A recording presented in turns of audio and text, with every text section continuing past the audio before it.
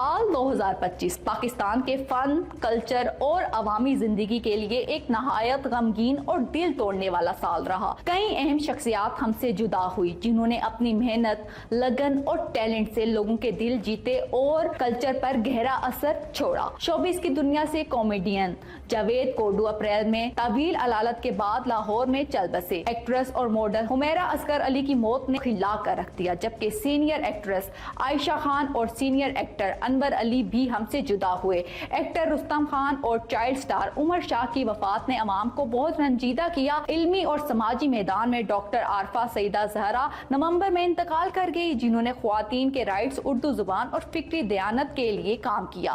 مئی میں ایکٹریس حمیرہ عابد اور کامیڈین لکی ڈھیر بھی ہم سے جدا ہوئے۔ یہ شخصیات اپنی محنت، ڈیڈیکیشن اور ایکسٹرا ٹیلنٹ کی وجہ سے ہمیشہ یاد رکھی جائیں گی اور ان کا اثر پاکستان کی کلچر اور معاشرت پر برقرار رہے گا۔